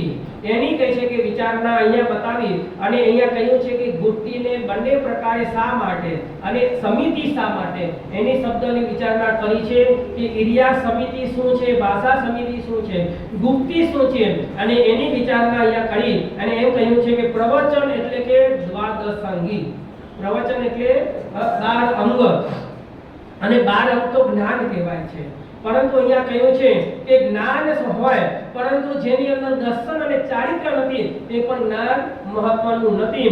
એટલા માટે અહીંયા કહે છે કે સમિતિ ગુપ્તી બંને ચારિત્ર રૂપ છે અને જ્યાં ચારિત્ર હોય ત્યાં દર્શન અને જ્ઞાન હોય ને હોય જ. એ રીતે કહે છે કે 8 એ પ્રકાર કહે છે કે 5 સમિતિ 3 ગુપ્તી એ 8 પ્રવચન માતામાં એ કહે છે કે જ્ઞાન દર્શન અને ચારિત્ર સમાયેલું છે અને એની સમિતિ પ્રવૃત્તિનું મહત્વ અહીંયા બતાવવામાં આવેલું છે. 25મું છે શ્રી યજ્ઞીય અધ્યયન. એમાં 45 ગાથામાં જયઘોષ મુનિ અને વિજયઘોષ ત્યાંનું આખું દ્રષ્ટાંત બતાવવામાં આવે છે. એ વિજયઘોષ અને જયઘોષ નામના બ્રાહ્મણને ત્યાં ભિક્ષાર્થે આવ્યા અને એ હું બ્રાહ્મણ જ ભિક્ષા આપું એમ વિજયઘોષે કહેતા મુનિ જયઘોષે સાચા બ્રાહ્મણનું 18 લક્ષણ બતાવ્યા. વિજયઘોષે 18 બ્રાહ્મણના લક્ષણ બતાવ્યા. યજ્ઞ અને વેદ પશુનું વધનું કારણ વધ કરવા માત્રથી બ્રાહ્મણ થવાતો નથી. એ રીતે માથું મુંડામાંથી સાધુ પણ બનાવતો નથી. એ રીતે કહે છે કે એની વિચારણા ચાલી સાધુ જ્યારે બનવું હોય ત્યારે સંતાનના પાલનથી બની શકે છે.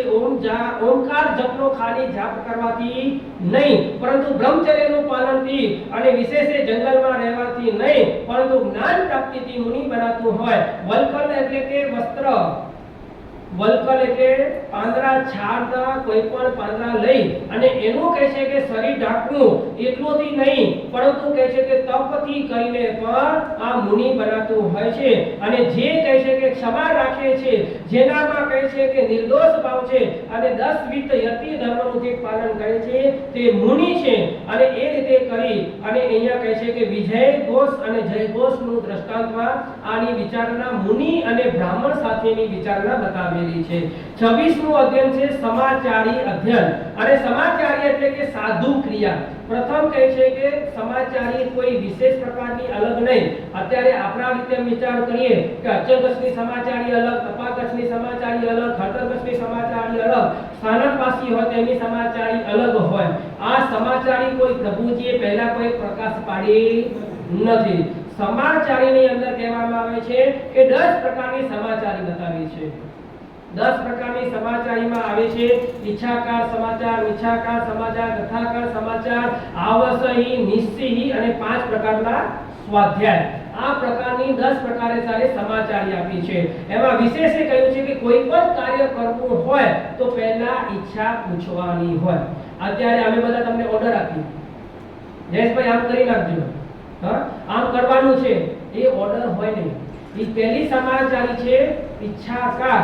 ઈચ્છાકાર એટલે કે પૂછવાનું તમે આમ કરી શકશો, તમારી અનુકૂળતા છે, તમારે આ કાર્ય કરવામાં અનુકૂળતા થશે. એ પહેલું થયું ઈચ્છાકાર સમાચાર.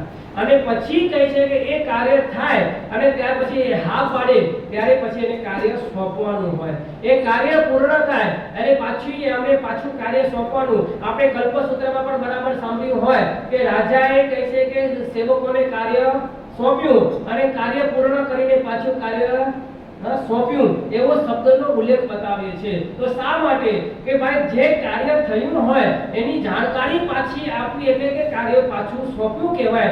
એવા પ્રકારની કહે છે કે આ 10 સમાચારી બતાવી છે. પછી મિથ્યાકાર સમાચારી એટલે કે મિથ્યા દુષ્કૃતમ.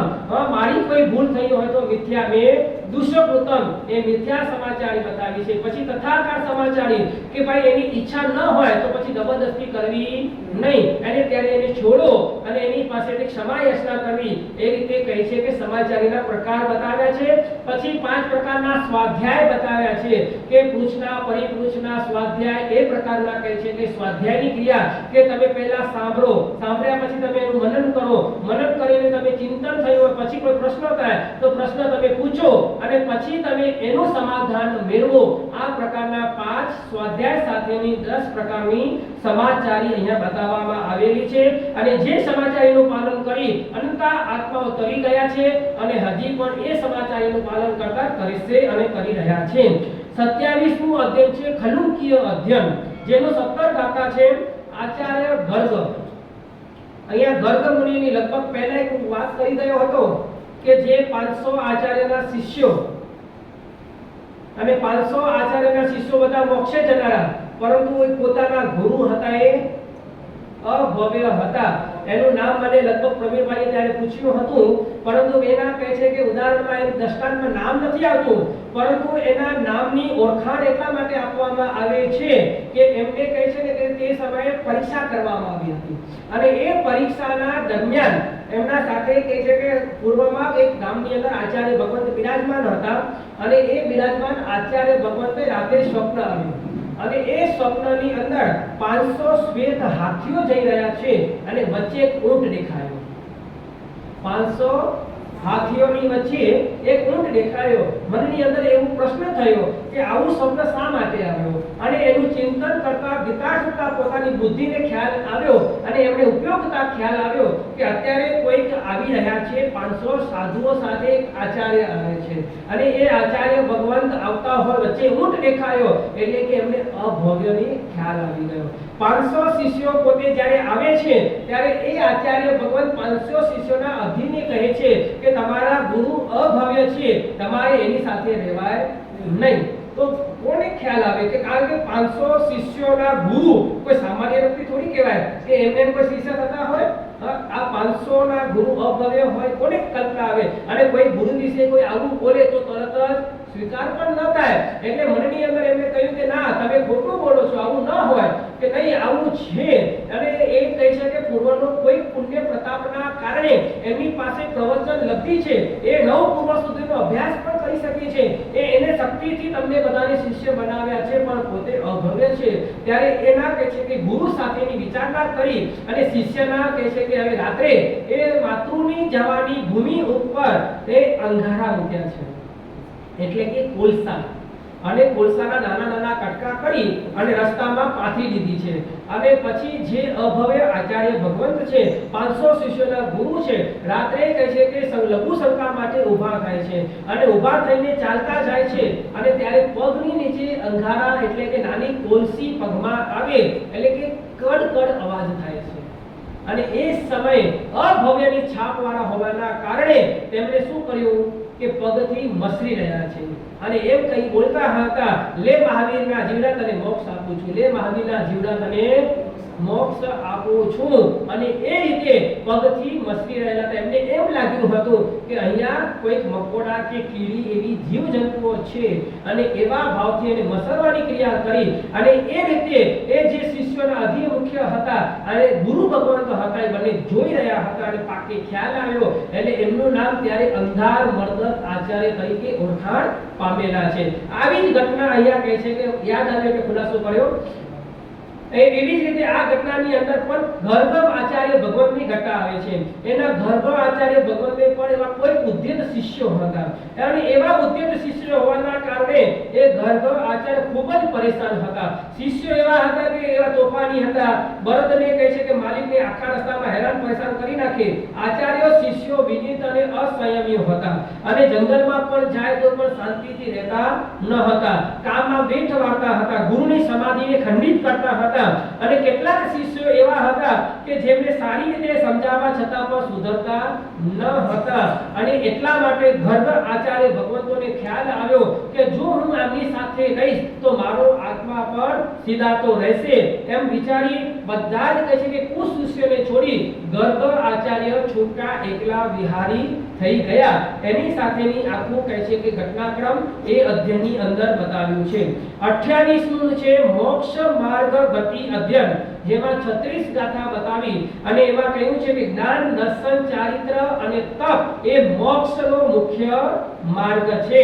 અને એનાથી કહે છે કે મતિ જ્ઞાન આદિ જ્ઞાનના 5 પ્રકાર, ધર્માસ્તિકાય આદિ 6 પ્રકાર અને દ્રવ્ય આશ્રિને રહેલા રૂપ આદિ દ્રવ્ય, ગુણ અને પર્યાય એવા કહે છે કે 3 અને પૃથક્ત્વ કહે છે કે વિશાળ એકત્વ અને પૃથક્ત્વ રીતેની વિચારણા આની અંદર બતાવવામાં આવેલા છે.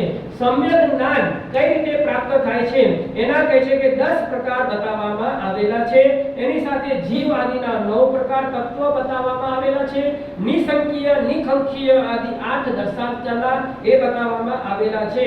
અને ચારિત્રના સામાયિકના 5 પ્રકાર બતાવવામાં આવેલા છે.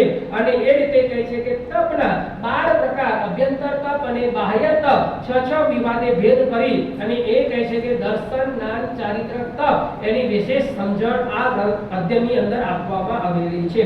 29મું અધ્યયન છે સમ્યક્ત્વ પરાક્રમ અધ્યયન. સમ્યક્ત્વનું પરાક્રમ, સમ્યક્ત્વની પ્રાપ્તિ અલગ છે અને સમ્યક્ત્વનું પરાક્રમ અલગ છે. અહીંયા કહે છે કે સમ્યક્ત્વની પ્રાપ્તિ થયા બાદ એમાં સ્થિરતા કરવી. આજે આપણા બધામાં સમ્યક્ત્વ આવે છે અને તરત જ ચાલ્યો જાય છે. કયું સમ્યક્ત્વ?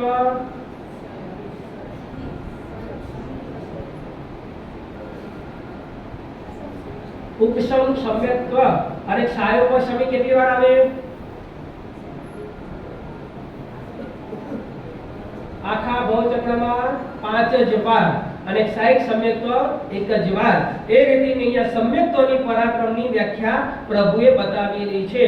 સાંગ, સંવેગ, નિર્વેદ અને આસ્તિક્ય અને અનુકંપા એ 5 સમ્યક કહે છે કે સમ્યક્ત્વના લક્ષણો.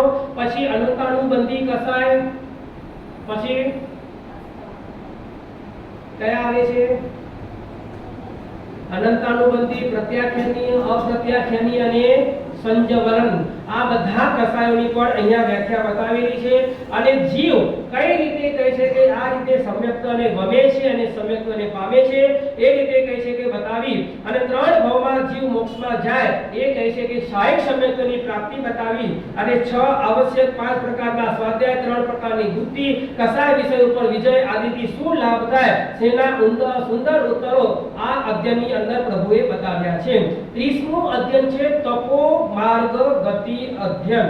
તપો માર્ગની અંદર હવે તપથી કર્મની નિર્જરા થાય. ઉમા સ્વામી મહારાજાએ પણ એના વિશેષે કહ્યું છે કે તપશ્ચાશ્ચ કર્મ નિર્જરાહ, કે તપ દ્વારા જ કર્મ નિર્જરા થાય. ખાલી કહે છે કે સ્વાધ્યાય દ્વારા પણ કર્મ નિર્જરા થતી નથી.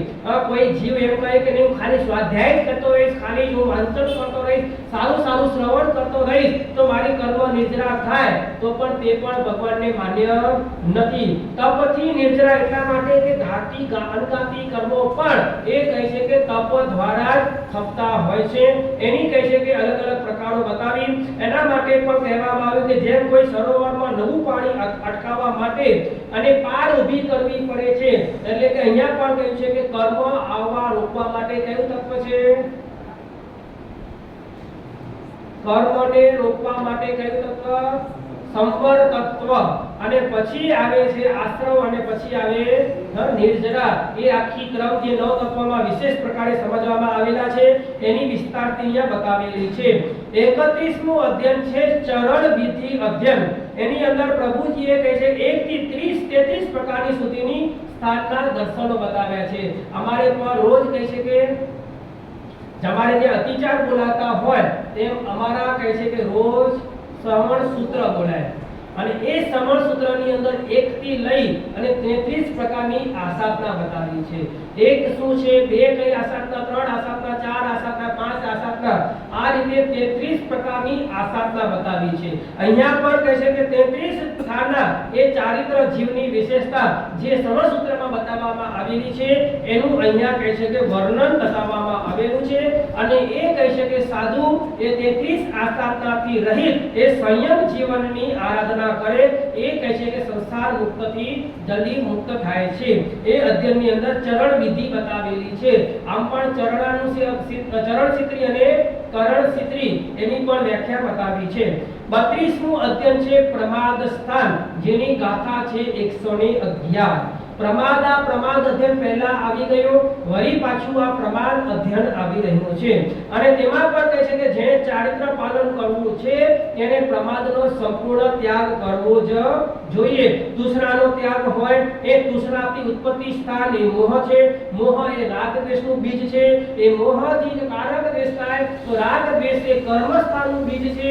અને જે કર્મ સ્થાન જે હોય એ જન્મ મરણનું ઉત્પત્તિ સ્થાન છે. એટલે કે આ બધામાં કહ્યું છે કે પ્રમાદના કારણે છેલ્લે જન્મ મરણ તમારા વધી જાય અને જેનાથી કહે છે કે તમારામાં અનંત આ સંસાર ભટકવું પડતું હોય છે. એની વિચારણા બતાવી છે. તપનું નિયાણું કરવાથી કયા ભયંકર દુઃખો થાય છે એ વિચારણામાં અહીંયા બતાવવામાં આવેલી છે. અને અંતે કહે છે કે જે આત્મા સર્વ કર્મક્ષય મુક્ત થઈ અને જે મુક્તપણાને પામે છે એની વિચારણા આ અધ્યયનની અંદર પ્રમાદને છોડીને જે કરે છે તે મુક્ત બને છે. 33મું અધ્યયન ચાલે છે કર્મ પ્રકૃતિ અધ્યયન. 9 તત્વના ટોટલ કર્મો કેટલા?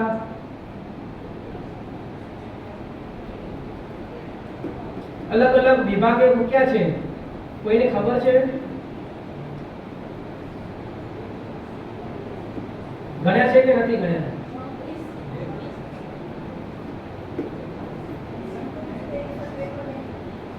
એ તમે બધા બોલો છો કર્મની પ્રકૃતિઓ છે. તમે જે બોલો છો એ 153 એ કર્મની પ્રકૃતિઓ છે. અહીંયા હું બોલ્યો છું 9 તત્વ. એટલે ક્યારેક એવું પણ તમે વિશેષતા ન જાણી શકાય તો જીવા જે ગાથા છે એટલે કે જીવના 14 ભેદ, અજીવના 14 ભેદ, પુણ્ય પાપ, એ રીતે આશ્રય સમ નિર્જરા બંધ અને મોક્ષ દરેકના પણ ભેદ તત્વ બતાવવામાં આવેલા છે. અને એના બધાના 276 એટલી કહે છે કે ભેદ થાય છે. એટલે તમે વિચારી શકો છો કે કેટલું આપણને સમજવા માટે અહીંયા પ્રભુજીએ પ્રકાશ પાડ્યો છે.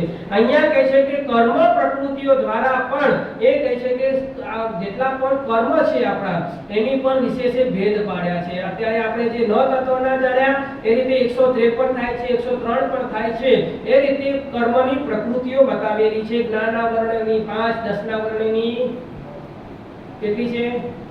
10ના વર્ણ્યની 9 કે 5 નિદ્રા અને 4 બીજી, એ રીતે મોહનીયની, પછી અંતરાયની, નામની, ગોત્રની અને આયુષ્ય, એ રીતે કહે છે કે દરેકની કર્મ પ્રકૃતિઓ પણ બતાવેલી છે.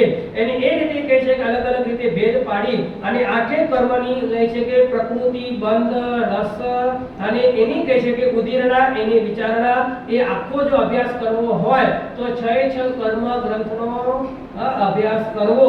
તો તેથી તમને ખ્યાલ આવે કે કઈ રીતે કર્મ બંધાય છે, કઈ રીતે ભોગવાય છે, કઈ રીતે એનું કહે છે કે વિઘટન થાય છે, એની વિચારણા બતાવેલી છે. 34મું અધ્યયન છે લેસ્યા અધ્યયન, જેની 61 ગાથા બતાવવામાં આવેલી છે. અને 6 લેસ્યા માટે તો લગભગ નાના મોટાને બધાને ખ્યાલ જ હોય. અને એ દ્રષ્ટાંત તો રાજેશભાઈને પણ સાંભળેલો જ હશે. કયો છે દ્રષ્ટાંત? 6 ચોર એક રસ્તાથી નીકળેલા હતા અને તેમને ભૂખ લાગી અને જાંબુનું ઝાડ દેખાયું અને એ જાંબુના ઝાડને જાંબુ ખાવા માટે એ 6 વિચારણા કરી રહેલા હતા.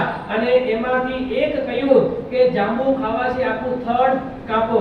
બીજાએ કહ્યું કે થડ કાપવાની ક્યાં જરૂરત છે, આપણે મોટા ડાળા એટલે કે ડાળીઓ કાપી લઈએ તો પણ ચાલી જશે. ત્રીજાએ કહ્યું કે ડાળીઓ પણ કાપવાની, એટલી મોટી ડાળીઓ કાપવાની જરૂર નથી, એની સાથે જે મોટી નાની ડાળીઓ છે એ જ કાપી લઈએ તો પણ ચાલી જશે. ચોથાએ કહ્યું કે ડાળીઓ નહીં, જે ઝુમખા લેવાના છે એટલા જ કહી શકે કાપીએ. પાંચમાએ કહ્યું કે એ પણ જરૂર નથી, ફક્ત આપણે જાંબુ લઈ લઈએ. અને ત્યારે છઠ્ઠાએ કહ્યું કે ભાઈ ઝાડ ઉપર શું આટલી મહેનત કરો છો, પાકા જાંબુ જમીન ઉપર જ પડ્યા છે તે જ ખાઈને પેટ ભરી લઈએ. એ આખું દ્રષ્ટાંત 6 કહે છે કે લેસ્યા દ્વારા બતાવવામાં આવેલું છે. અને લગભગ આપણે ત્યાં મુપતિના પરિલેણની અંદર પણ આ 6 લેસ્યાનો આવે છે. ક્રોધ, માન, માયા, લોભ, પરિયનો. કૃષ્ણ લેસ્યા, નીલ લેસ્યા અને કાપોત લેસ્યા એ અશુભ લેસ્યા છે. પછી કૃષ્ણ લેસ્યા, નીલ લેસ્યા ને એ કઈ છે?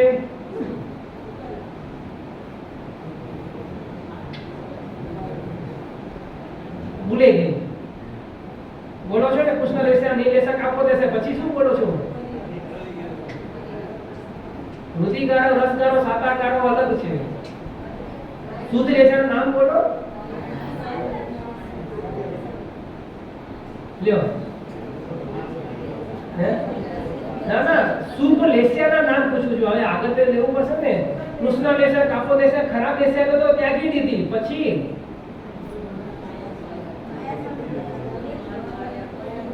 લેસ્યામાં ક્રોધમાન માયા આવે છે. લ્યો, આપણામાં હજી તો શુદ્ધ લેસ્યાનું નામ જ નથી, તો લેસ્યા ક્યાંથી પ્રગટ છે? નથી આવડતી કોઈને? ગાળો નથી પૂછ્યો. માન, માયા, લોભ એ બધા કસાયો થયા. માયાસન, નિયાસન, વિચારસન, સલે દંસન લક્ષના એ પ્રકાર થયા. શુદ્ધ લેસ્યા, શુભ લેસ્યા, છહિમ લેસાઈમ અમારે ત્યાં પણ આવે છે. આવે છે ને? તે કહે છે કે હે શુક્લ લેસ્યા તો છેલ્લી લેસ્યા. ધન્યવાદ છે. પદ્મ લેસ્યા, શુક્લ લેસ્યા, હજી એક રહી ગઈ. હજી એક રહી ગઈ. ધન્યવાદ છે. થોડું થોડું યાદ આવે છે. જે કહે છે કે પદ્મ લેસ્યા, શુક્લ લેસ્યા, હજી બોલો જલ્દી કરો. શુક્લ લેસ્યા એટલે કે જે આપણને 13મા ગુણ સ્થાનકે પ્રાપ્ત થાય. શુક્લ ધ્યાન, શુક્લ લેસ્યા એટલે શુક્લ ધ્યાન સંપૂર્ણ. જેમ છઠ્ઠા વાળાએ કહ્યું કે જંબુ આપણે જાંબુ નીચે જમીન ઉપરથી લઈ લઈએ, કોઈ પણ દાળ તોડવાની જરૂર પડે નહીં, કોઈ જાંબુ તોડવાની પણ જરૂર નથી. એ શુક્લ લેસ્યા. પદ્મ લેસ્યા એટલે કે જેને જાંબુ લેવાની ઈચ્છા થઈ તે. હવે એક જ બાકી છે. કાપો તો આ તો કાપવાની આવી ગઈ. ચાલો યાદ કરજો. હોમવર્ક આપશું. બહુ નાનું છે એટલે બહુ મોટું નથી. હે? ચોપડી તો બધા પાસે છે. નીલ લેસ્યા, કાપો લેસ્યા અને કૃષ્ણ લેસ્યા અશુભ છે. આ ત્રણને છોડીને નામ એક જ બાકી છે. ચાલો નહીં તો પછી હું કહી દઈશ છેલ્લે પૂર્ણાવૃત્તિમાં. થોડો વિચાર કરો. અહીંયા એ રીતે કહે છે. હા, અમારા મુનિરાજશ્રી કહે છે કે જે પણ અત્યારે અમારા રાજેશભાઈ કોઈ રસોઈ બનાવવાનો મોકો નથી આપ્યો. મુનિરાજશ્રી કહે કે રસોઈ બનાવતા ચિંતન કરજો, પરંતુ વાપરતા ચિંતન કરે તો સારું છે, રસોઈ બનાવતા નહીં. તો અહીંયા કહેવામાં આવ્યું છે કે એ રીતે લેસ્યા દ્વાર બતાવવામાં આવેલું છે કે જે અંતિમ 3 લેસ્યા શુદ્ધ છે તે કહે છે કે મોક્ષમાં લઈ જનારી છે, અને જે અશુભ લેસ્યા છે તે નરક આદિ દુર્ગતિમાં લઈ જનારી છે. અને પાંચમું છે અણધાર મિતિ માર્ગમતી અધ્યયન. એમાં કહે છે કે ગ્રહવાસનો ત્યાગ કરી સાધુ બનવું, તેણે સ્વજનોનો પણ ત્યાગ કરવો જ જોઈએ, પરંતુ એનાથી એવું ઓછું બનતું હોય છે, સ્વજનોનો ત્યાગ થતો નથી. એટલે કે અણધાર શબ્દ, અણધાર એટલે શું? અણધાર એટલે સાધુ નહીં, જેનું કોઈ ઘર નથી એને કહેવાય અણધાર. હા, એવો કોઈ ભિખારી હોય ને અણધાર નહીં કહેતા, કારણ કે એને પોતે ભાવથી છોડ્યો નથી. અહીંયા કહેવામાં આવે છે કે અણધાર જેને બધો ત્યાગ કર્યો છે એને કહે છે કે ઘર એટલે કે ઘર સંબંધી બધું જ આવી જાય. એમાં કહે છે કે ફર્નિચર બધા આવી જાય, એના સ્વજનો પણ આવી જાય, એના મિત્રજન આવી જાય. એ ઘરની સાથે શાસ્ત્રકાર ભગવંતે બધાનો સંબંધ જોડી અને જેનો ત્યાગ કરવાની વાત બનાવી છે એને કહેવાય છે અણધાર. અને જે કહે છે કે ગ્રહસ્થ તરીકેના બધાના સંબંધોને છોડી મમતાથી મુક્ત બની યાવત જીવ માટે અપ્રતિબદ્ધ પ્રમાણે વિહાર કરવાની અને સંલેખના રૂપ કહે છે કે ચારિત્ર જીવનની મુક્ત જીવ પ્રાપ્ત કરવાની, અને રાગ દ્વેષ મમતા અહંકાર રાગ દ્વેષ આશ્રવી આદ્યથી રહિત જે કહે છે કે જીવન જીવે છે એ જ અણધાર કહેવાય છે. એની મહત્વતા અહીંયા બતાવવામાં આવી છે. અને છેલ્લું અધ્યયન છે 36મું જીવા જીવ વિભક્તિ. આ અંતિમ અધ્યયન છે. આમાં પ્રભુજીએ જીવ અને અજીવનું એ પદાર્થ વર્ણન કર્યું છે. અને એની અંદર કહે છે કે જીવ અને અજીવ એ મુનિરાજશ્રી રોજ મારા ખ્યાલથી તમને બધાને જીવ વિચારતા પાઠ કહેતા હતા કે જેમણે કહે છે કે જીવના પ્રકાર 2, જીવના પહેલા 2 પ્રકાર બતાવ્યા છે. કયા છે? પહેલા સંસારી અને મુક્ત. જીવના અજીવના નથી પૂછ્યું. જીવના 2 ભેદ અજીવ ન પડે. જીવ પોતે અને અજીવ પોતે અલગ જ છે, એટલે કે જીવના બે ભેદ પડે, સંસારી અને મુક્ત. અને સિદ્ધ પુરુષના પણ કહે છે કે અનેક પ્રકાર બતાવ્યા છે, જેમાં કહે છે કે સંસારીના મુખ્ય પ્રકાર ત્રસ અને સ્થાવર બતાવ્યા. સ્થાવરના પણ ત્રણ ભેદ બતાવ્યા છે, દેહેન્દ્રિય, તેન્દ્રિય અને ચૌરેન્દ્રિય, અને પછી પંચેન્દ્રિય, અને એના કહે છે કે 10 દ્વાર એ કહે છે કે બતાવવામાં આવેલા છે. આ બધો જ કહે છે કે ભેદ પડાવ્યા છે. હવે અજીવના બે ભેદ પડે છે. સ્થાવર જીવમાં આવી ગયા, અજીવના બે ભેદ પડે છે. તો કહે છે કે રૂપી અને અરૂપી. અને એમાં પણ કહે છે કે રૂપીના 4 ભેદ છે અને અરૂપીના 8 ભેદ, 10 પ્રકાર છે. એ પ્રકારે કહે છે કે આખું જીવ અજીવનું ખૂબ વિસ્તારથી વર્ણન આની અંદર બતાવ્યું છે. અને જે જીવો સમકીતી છે તે ક્યારે પણ નિયાણું કરતા નથી. શુક્લ પક્ષી હોય છે, શુક્લાલેશી હોય છે, પરભવમાં સુલભ બોધિ બને છે, અને તેઓ જીન વચનમાં રક્ત જીનાગરનું પાલન, અને તેઓ નિર્મલ બની અલ્પ સંસારી બને છે.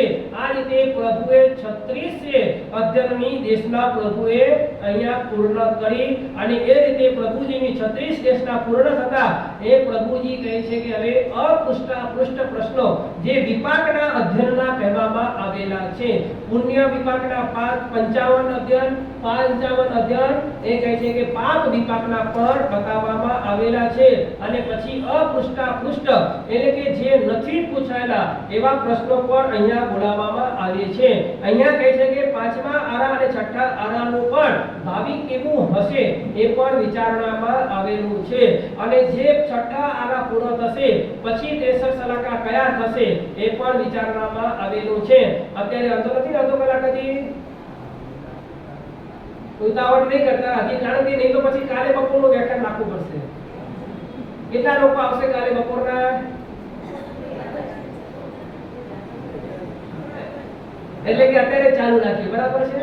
તો એ રીતે કહે છે, નહીં તો આ વ્યાખ્યાન એટલા વિસ્તાર અને રસપૂર્વકના છે કે આમને આમ આખરે કલ્પસૂત્ર જેવું જ કહે છે કે આખો આ ગ્રંથ છે.